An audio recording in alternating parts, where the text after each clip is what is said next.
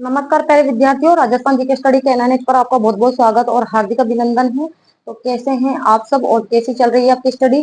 तो चाहे आप किसी भी प्रतियोगी परीक्षा की तैयारी कर रहे हो, क्लास आपके लिए महत्वपूर्ण रहने वाली है। यहाँ पर भूगोल, कला, संस्कृति और इतिहास के मॉडल पेपर आपको सोल्व करवाए जा रहे हैं, जो कि आपकी परीक्षा की दृष्टि से आपके लिए काफी महत्वपूर्ण रहने वाले हैं। तो क्लास स्टार्ट करने से पहले सभी विद्यार्थियों से निवेदन है कि क्लास को एक बार आप ज्यादा से ज्यादा शेयर कर दीजिए। तो देख लेते हैं क्वेश्चन नंबर 1 क्या पूछा गया है। कि राज्य की कौन सी नदी जो अपना जल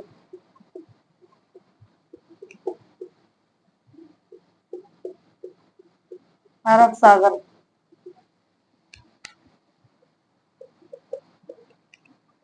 सागर में ले जाती है। ऑप्शंस में आपको दे दिया गया है यहाँ पर साबी, काली सिंध।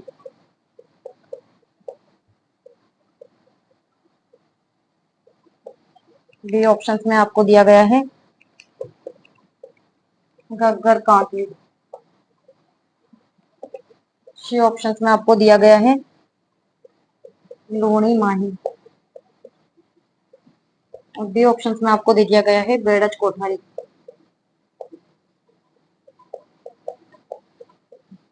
बताइए क्वेश्चन नंबर 1 का राइट आंसर क्या करोगे आप। कि राज्य की कौन सी नदी है जो अपना जल अरब सागर में ले जाती है। अरब सागर की ओर गिरने वाली नदी कौन कौन सी है, तो वो है लूणी और माही। ठीक है, ये है अरब सागरीय अफवाह तंत्र का भाग। अरब सागरीय अफवाह तंत्र का भाग। यहाँ पर राइट आंसर हमारा सी ऑप्शन होगा। और लूणी की सहायक नदी कौन कौन सी है। लूणी की सहायक नदियां तो वो है एक तो गुइया, इसके अलावा बांडी, सुकड़ी, जवाई, लीलड़ी, इसके अलावा मेठड़ी, जोजड़ी और शागी। ठीक है, यहाँ से संबंधित क्वेश्चन आपसे पूछा जा सकता है कि शागी नदी किसकी सहायक है या फिर जोजड़ी नदी किसकी सहायक नदी है। या फिर पूछा जा सकता है कि बांडी या जोजड़ी नदी किस अफवाह तंत्र का भाग है। तो ये भी अरब सागरीय अफवाह तंत्र का भाग है। क्यों है, क्योंकि ये जो नदियां हैं ये लूणी की सहायक नदी है। और लूणी नदी किसकी किस अफवाह तंत्र का भाग है, अरब सागरीय अफवाह तंत्र का भाग है। ठीक है, और लूणी नदी किस में गिरती है, तो कच्छ के रण में। कच्छ के रण में विलय होती है नदी। ठीक है, इसके अलावा जो माही की सहायक नदी है वे कौन कौन सी है। अनास, एराव, सोम, जाखम, चाप और हरण। ठीक है, और जो माही नदी है ये किसमें गिरती है, खंबात की खाड़ी में। खंबात की खाड़ी में। ठीक है, तो ये अरब सागरीय अफवाह तंत्र का भाग है। जबकि जो कोठारी नदी है, बेड़च और जो कोठारी नदी है किसकी सहायक नदी है, बनास की। और बनास नदी किसकी सहायक है, चंबल की। और चंबल गिरती है किसमें, यमुना में। तो ये बंगाल की खाड़ी अफवाह तंत्र का भाग हुआ। गग्गर और जो कांदली नदी है ये आंतरिक अफवाह तंत्र वाली नदी है। आंतरिक अफवाह तंत्र नदियां किसे कहते हैं, कि ऐसी नदियां जो ना तो अरब सागर में गिरती है और ना ही बंगाल की खाड़ी में गिरती है, यानी बीच के क्षेत्र में ही बहकर विलुप्त हो जाती है। उसे कहते हैं आंतरिक अफवाह तंत्र वाली नदियां। शाबी नदी और जो काली सिंध नदी है, काली सिंध किसकी सहायक नदी है, तो चंबल की है। और चंबल बंगाल की खाड़ी अफवाह तंत्र का भाग है। ठीक है, तो यहाँ राइट आंसर हमारा सी ऑप्शन हो जाएगा। क्वेश्चन नंबर देख लेते हैं 2।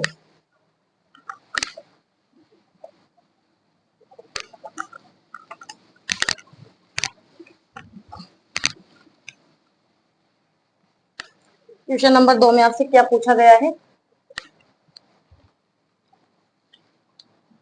कि कोलायत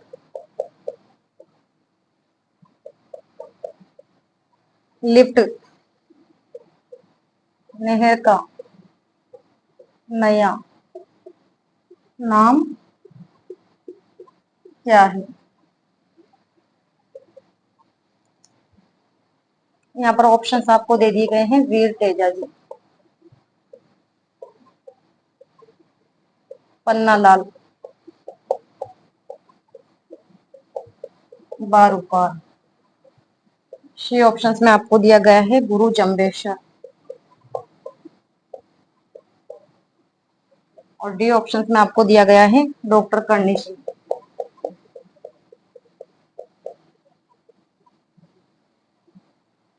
ठीक है, तो ये चार ऑप्शन दे दिए गए हैं आपको। तो बताइए क्वेश्चन नंबर 2 का राइट आंसर आप क्या करोगे। क्या पूछा गया है कि कोलाइट लिफ्ट नहर का नया नाम पूछ रहा है, ये तो क्या है, डॉक्टर करणी सिंह। या राइट आंसर हमारा डी ऑप्शन हो जाएगा। ठीक है, और डॉक्टर जो करणी सिंह लिफ्ट नहर है, इससे जो लाभान्वित जिले हैं वे कौन कौन से हैं। एक तो है बीकानेर और दूसरा है जोधपुर, ये भी आपको ध्यान में रखना है। लाभान्वित जिले बीकानेर है और एक लाभान्वित जिला है जोधपुर। ठीक है, इसके अलावा गुरु जम्बेश्वर लिफ्ट नहर का नया प्राचीन नाम क्या है। क्वेश्चन बनकर आ सकता है कि गुरु जो जम्बेश्वर लिफ्ट नहर है, इसका प्राचीन नाम क्या है, तो फलोदी लिफ्ट नहर।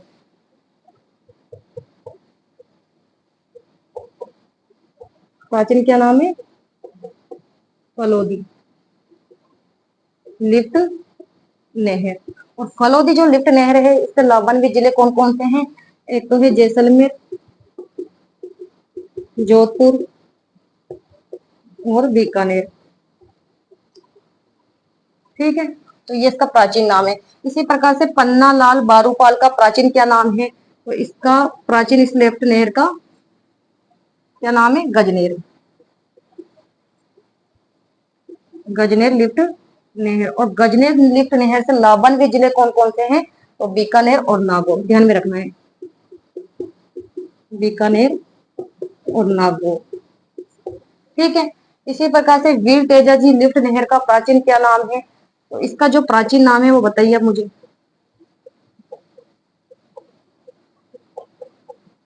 बागड़सर लिफ्ट नहर। ठीक है, और इससे लाभान्वित जिला कौन सा है, वीर तेजाजी, या फिर कह दो बागड़सर लिफ्ट नहर से लाभान्वित जिला कौन सा है, बीकानेर। तो ये तो इसके प्राचीन नाम है। और कोलाइट लिफ्ट नहर का नया नाम क्या है, तो डॉक्टर करणी सिंह लिफ्ट नहर। ठीक है, ध्यान में रखना है आपको। तो यहाँ राइट आंसर हमारा डी ऑप्शन हो जाएगा। इसके अलावा इन लिफ्ट नहर से कौन कौन से जिले लाभान्वित हैं, वो भी मैंने आपको बता दिए हैं। यहाँ से क्वेश्चन बनकर आ सकता है एग्जाम में। क्वेश्चन नंबर देख लेते हैं हम 3।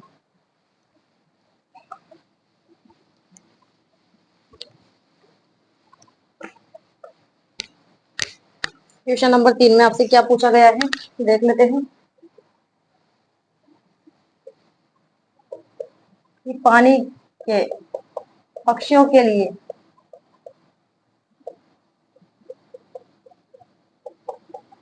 कौन सा राष्ट्रीय उद्यान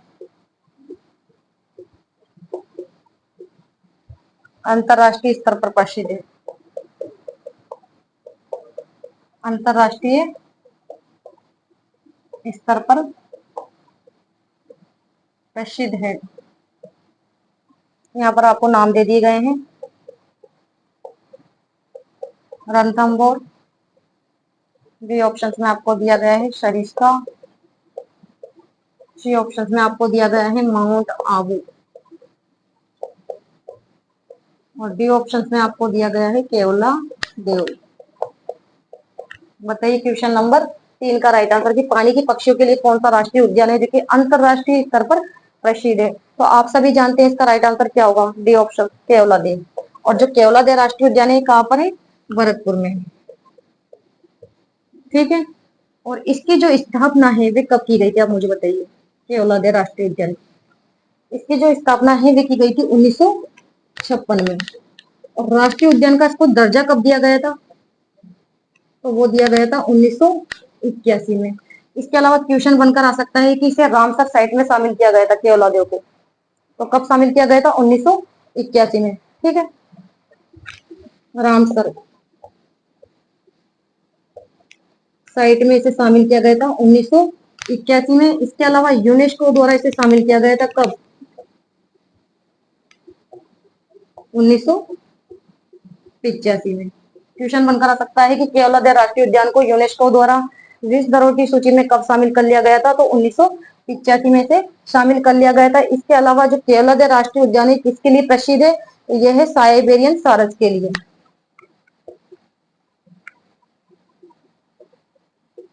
साइबेरियन सारस के लिए प्रसिद्ध है। जबकि जो रणथंभौर राष्ट्रीय उद्यान है ये सवाई माधोपुर में स्थित है। ठीक है,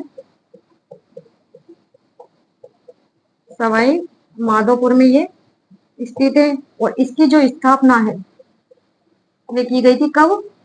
1955 में।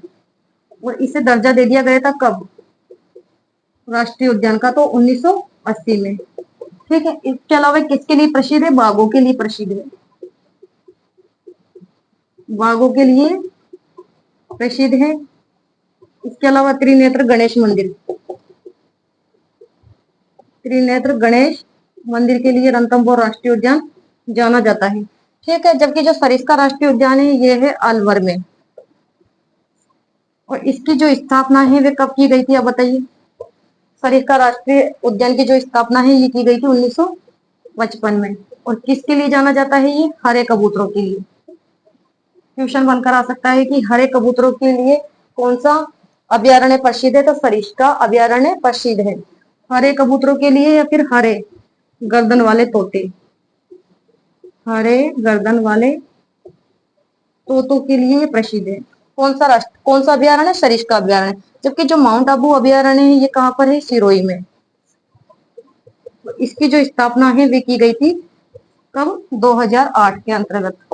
ठीक है, और किस लिए जाना जाता है ये? तो जंगली मुर्गों के लिए। क्वेश्चन बनकर आ सकता है कि जंगली मुर्गों के लिए प्रसिद्ध अभ्यारण्य है, जंगली मुर्गों के लिए। इसके अलावा गिरिन मुनिया नाम की चिड़िया यहाँ पर पाई जाती है। क्वेश्चन बनकर आ सकता है कि गिरिन मुनिया नामक चिड़िया के लिए कौन सा अभ्यारण्य प्रसिद्ध है? तो माउंट आबू अभ्यारण्य प्रसिद्ध है जो कि सिरोही में स्थित है और इसकी स्थापना 2008 में की गई थी। यहाँ पर तो राइट आंसर हमारा क्वेश्चन के अनुसार डी ऑप्शन हो जाएगा। क्वेश्चन नंबर देख लेते हैं हम 4। ठीक है, तो आपको जो एक्स्ट्रा थ्योरी लिखवाई जा रही है वो कंप्लीट याद कर लीजिए क्योंकि क्वेश्चन यहाँ से ही घूम फिर कर बनकर आने वाले हैं। और सभी विद्यार्थियों से निवेदन है कि क्लास को एक बार फिर से ज्यादा आप शेयर कर दीजिए। क्वेश्चन नंबर देख लेते हैं हम। क्या पूछा गया है कि राजस्थान में अरावली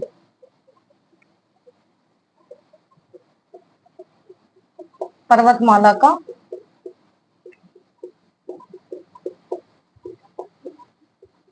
किस दिशा में है?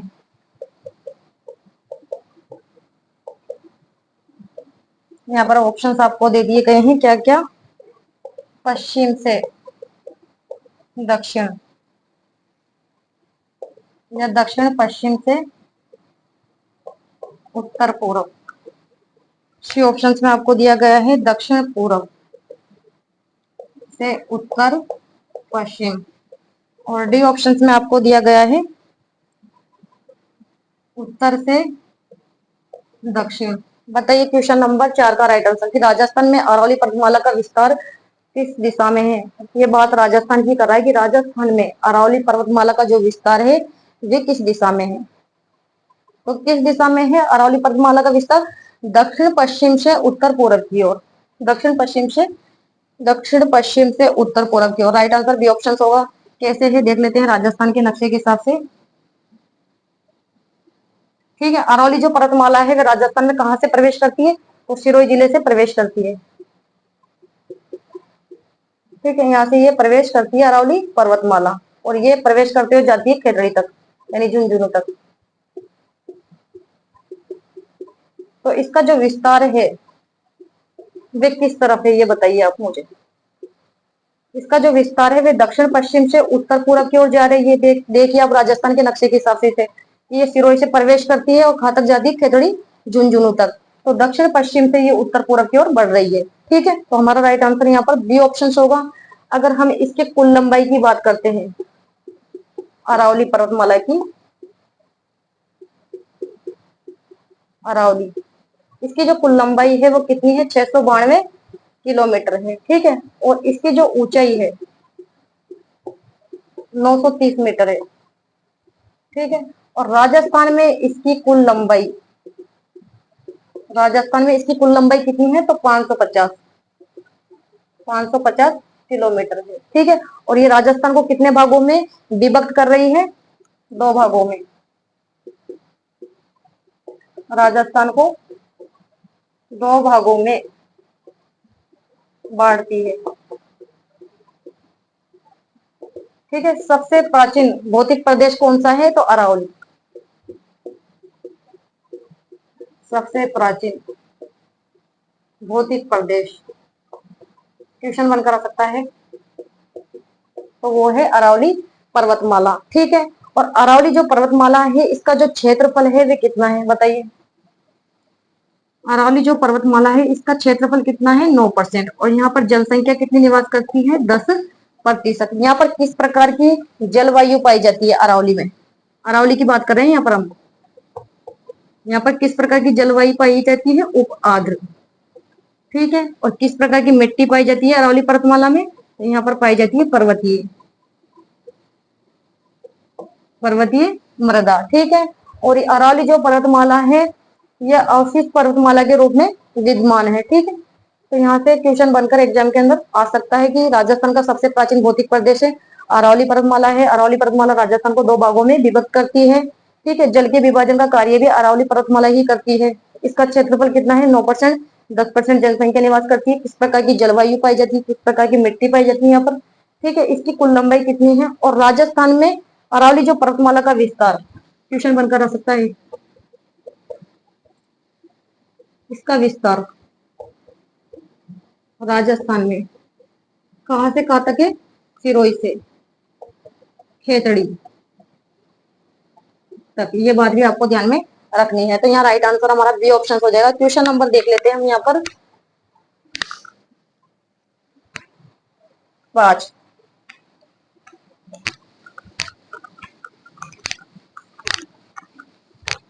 क्वेश्चन नंबर 5 में आपसे क्या पूछा गया है?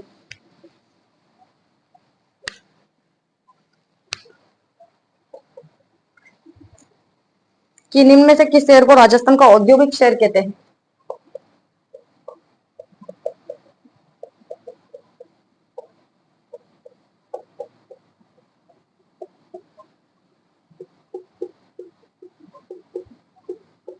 राजस्थान का औद्योगिक शहर कहते हैं। ऑप्शंस आपको दे दिए गए यहाँ पर। जोधपुर, कोटा, चित्तौड़गढ़, और डी ऑप्शन में आपको दिया गया है भीलवाड़ा। बताइए क्वेश्चन नंबर 5 का राइट आंसर क्या करने वाले हो आप? कि निम्न में से किस शहर को राजस्थान का औद्योगिक शहर कहते हैं? तो बहुत सिंपल सा क्वेश्चन है। राजस्थान का जो औद्योगिक शहर है वे कहलाता है कोटा। ठीक है, कोटा कहलाता है। यहाँ राइट आंसर बी ऑप्शन होगा। कोटा को औद्योगिक नगरी के नाम से भी जाना जाता है। औद्योगिक नगरी या फिर इंद्रप्रस्थ नगर या फिर कह दो शिक्षा नगरी। क्वेश्चन बनकर आ सकता है कि राजस्थान की शिक्षा नगरी है तो वो कहलाती है कोटा, या फिर इसे कहते हैं राजस्थान का कानपुर। क्वेश्चन बनकर आ सकता है कि राजस्थान का कानपुर कहा जाता है तो कोटा को। जोधपुर को तो कहते हैं नीला शहर, यानी ब्लू सिटी के नाम से इसे जाना जाता है, या फिर कह सकते हैं मरुस्थल का प्रवेश द्वार। क्वेश्चन बनकर आ सकता है कि मरुस्थल का प्रवेश द्वार कहलाता है मरुस्थल का प्रवेश द्वार। ठीक है, चित्तौड़गढ़ राजस्थान का क्या कहलाता है? गौरव। क्वेश्चन बनकर आ सकता है कि राजस्थान का गौरव है, राजस्थान का गौरव चित्तौड़गढ़ कहलाता है। और जो भीलवाड़ा है ये कहलाता है वस्त्र नगरी। वस्त्र नगरी के रूप में जाना जाता है भीलवाड़ा, या फिर राजस्थान का मैनचेस्टर। इसे कहते हैं राजस्थान का मैनचेस्टर। ठीक है, और राजस्थान का नवीन चेस्टर किसे कहते हैं? तो भिवाड़ी को कहते हैं। ठीक है, इस प्रकार से क्वेश्चन एग्जाम के अंदर पूछा जा सकता है। तो यहाँ पर राइट आंसर हमारा बी ऑप्शन हो जाएगा। क्वेश्चन नंबर देख लेते हैं 6।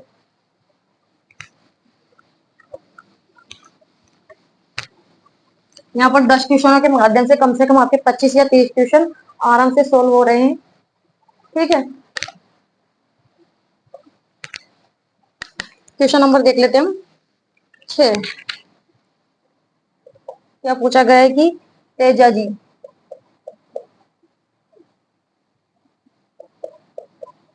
जी का मेला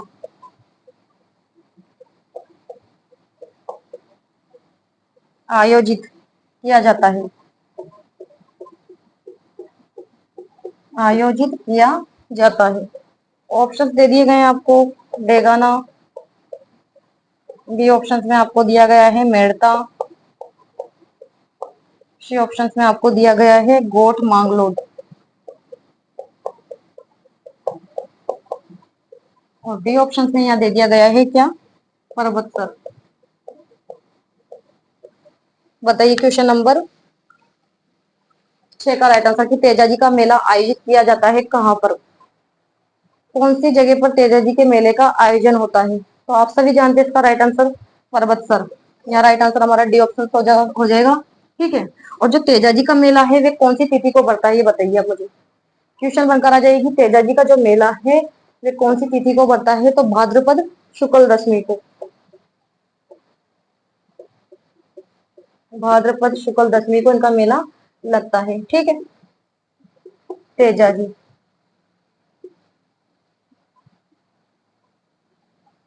तेजाजी का जो जन्म है वे कहाँ हुआ था आप बताइए। करनाल नागौर में।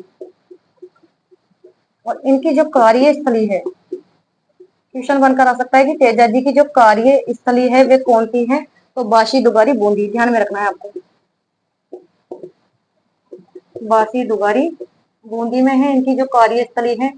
और इनके जो पिता का नाम था वो क्या था बताइए। ताहड़। और माता का नाम राजकुंवरी। और इनकी पत्नी का नाम पेमल देव। ठीक था। इसके अलावा तेजाजी का जो जन्म है वह तो खरनाल नागौर में हुआ था, लेकिन तेजाजी का जो मेला है वे परबतसर में लगता है। कब लगता है, भाद्रपद शुक्ल दशमी को। और तेजाजी की घोड़ी का क्या नाम था, क्वेश्चन और बनकर आ सकता है कि तेजाजी की घोड़ी का क्या नाम था। इनकी घोड़ी का नाम था लीलट।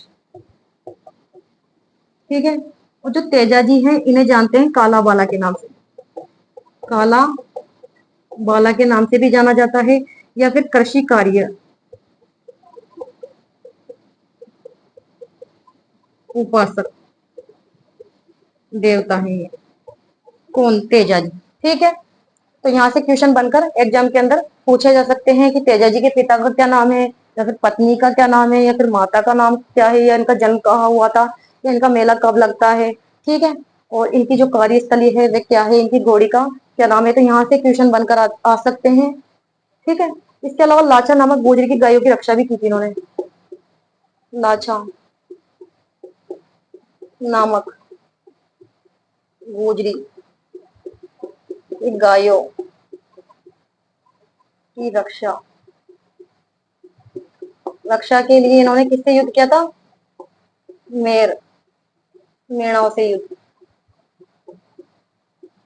मेर मेणाओं से युद्ध किया था किसने, तेजाजी ने। ठीक है, तो यहाँ राइट आंसर डी ऑप्शन होगा। क्वेश्चन नंबर देख लेते हैं 7।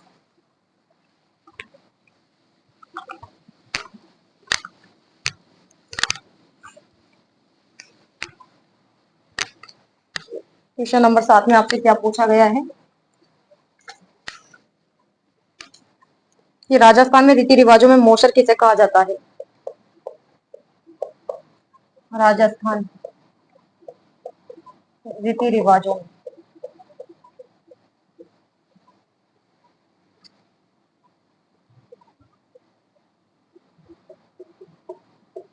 मोसर किसे कहा जाता है। राजस्थान के रीति रिवाज एवं प्रथा वाला टॉपिक मैंने आपको कंप्लीट करवा दिया है। ठीक है, यहाँ पर आपको दे दिया गया है ऑप्शंस में गृह प्रवेश, बी ऑप्शंस में आपको दिया गया है मृत्यु भोज, सी ऑप्शंस में आपको दिया गया है विवाह के अवसर पर प्रीति भोज।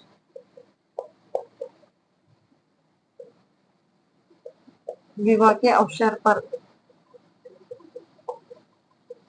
प्रीति भोज, और डी ऑप्शन में आपको दे दिया गया है यहाँ पर दहेज।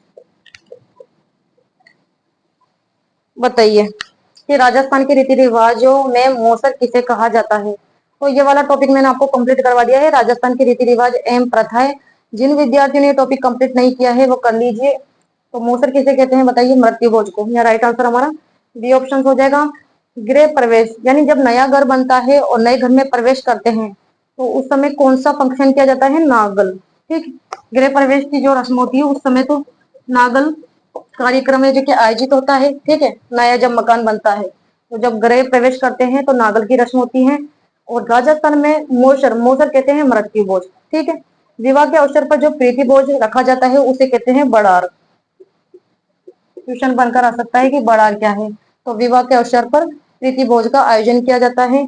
दहेज, कन्या का जब विवाह होता है और उसे दहेज दिया जाता है तो उसको कहते हैं डाइया। ठीक है, डाइजा की रस्म कहते हैं। ठीक है, समझ में आया। तो यहाँ राइट आंसर बी ऑप्शन होगा। क्वेश्चन नंबर देख लेते हैं हम 8, क्या पूछा गया है क्वेश्चन नंबर 8 में। मोसर जोसर ये मृत्यु से संबंधित प्रथा है। ठीक है, मनुष्य के कुल कितने संस्कार होते हैं, 16 संस्कार होते हैं। तो ये टॉपिक आप कंप्लीट कर लीजिए। ठीक है, क्वेश्चन नंबर देख लेते हैं हम 8, क्या पूछा गया है कि निम्नलिखित को सुमेलित कीजिए।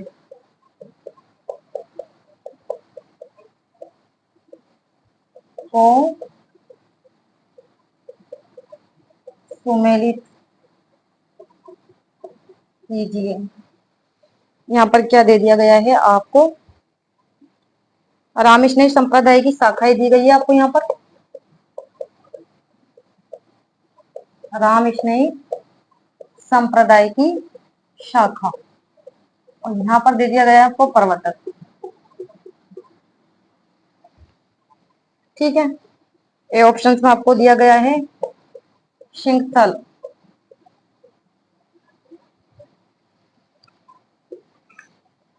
संत रामदास।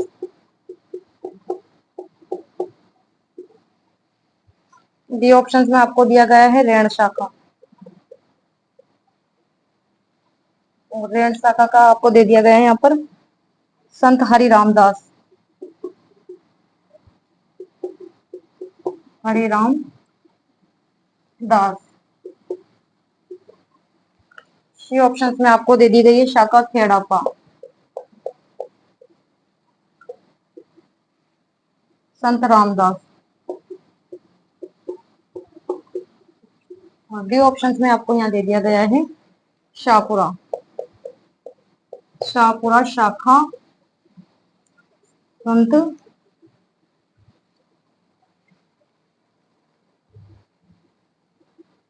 यहाँ पर रामचरण है ये। ठीक है, संत दरियाओं।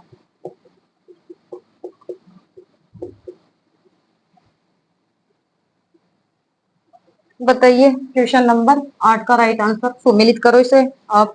ऑप्शन दे दिए गए हैं 3 1 4 2, 1 2 3 4। सी ऑप्शन में आपको दिया गया है 2 4 3 1 और 1 3 2 और 4। बताइए, सुमेलित करें इसे आप। ये निम्नलिखित को सुमेलित कीजिए। रामकृष्ण संप्रदाय की शाखा दे दी गई है और प्रवर्तकों के नाम दे दिए गए हैं, तो सुमेलित करना है। सिंकल शाखा, सिंकल शाखा के जो प्रवर्तक हैं वे कौन है बताइए, संत हरि रामदास। दूसरा ऑप्शन, यहाँ एक आ रहा है इस वजह से कट हो गया, 3 आ रहा है इस वजह से कट हो गया, यहाँ पर भी एक आ रहा है इस वजह से ये ऑप्शन से कट हो गया। सिंकल शाखा के प्रवर्तक संत हरि रामदास जी हैं। रैन शाखा के संस्थापक हैं, प्रवर्तक है संत दरियाव जी। ठीक है, खेड़ापा शाखा के प्रवर्तक हैं संत रामदास जी। तीसरा 2 4 और 3, और शाहपुरा शाखा के हैं प्रवर्तक संत रामचरण जी। समझ में आया आपको। ठीक है, सिंकल शाखा के जो प्रवर्तक है वे संत हरि रामदास जी हैं। और सिंकल शाखा कहाँ पर है मुझे बताइए, ये शाखा कहाँ पर है, बीकानेर। ठीक है, रैन शाखा मेड़ता, और इसके जो प्रवर्तक हैं वे कौन है, संत दरियाव जी। खेड़ापा शाखा जोधपुर में, और खेड़ापागा शाखा के जो प्रवर्तक है वे संत रामदास जी हैं, और शाहपुरा शाखा कहाँ पर है, भीलवाड़ा में है, और इसके जो प्रवर्तक है वे रामचरण जी हैं। ठीक है, तो यहाँ पर राइट आंसर हमारा सी ऑप्शन हो जाएगा। क्वेश्चन नंबर देख लेते हैं 9।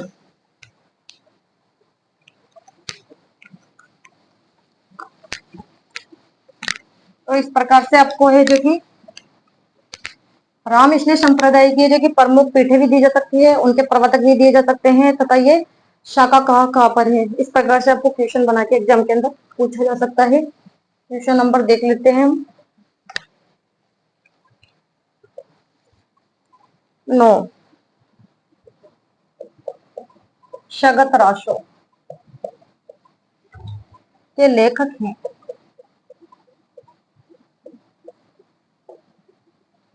ऑप्शंस में आपको दे दिया गया है यहाँ पर गिरधर आसिया, बी ऑप्शंस में आपको दिया गया है जोधराज,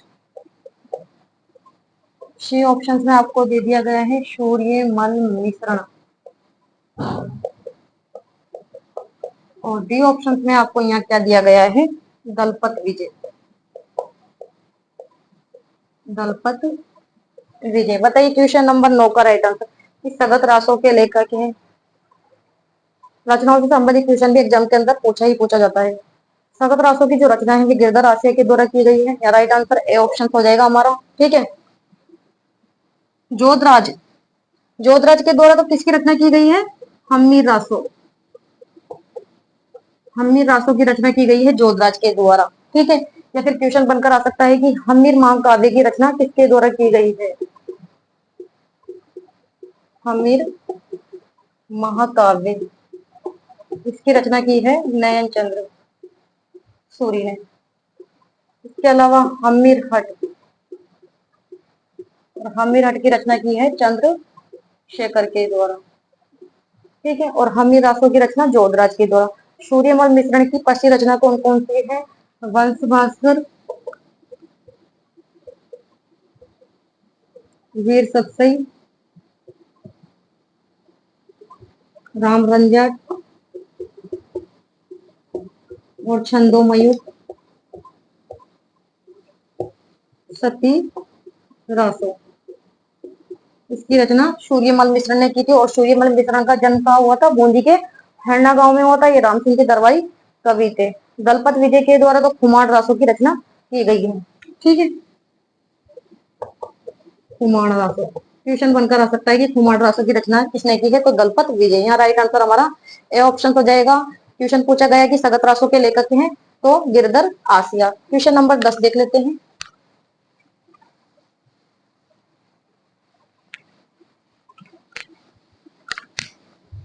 यहाँ पर आपकी तैयारी काफी शानदार होने वाली है। ठीक है, ट्यूशन कहीं से भी घूम फिर कर आ जाए, आप आराम से कर आओगे सॉल्व, कोई दिक्कत नहीं आएगी आपको, अगर इस प्रकार से आप तैयारी करोगे तो। क्वेश्चन नंबर देख लेते हैं 10। क्या पूछा गया है कि निम्न में से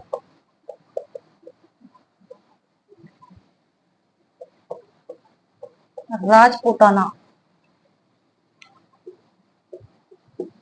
राजपूताना के किस क्षेत्र पर वरिक वंश ने शासन किया, वरिक वंश ने शासन, या एग्जाम के अंदर पूछा गया क्वेश्चन ही है। ऑप्शंस में आपको दे दिया गया है बदनौर,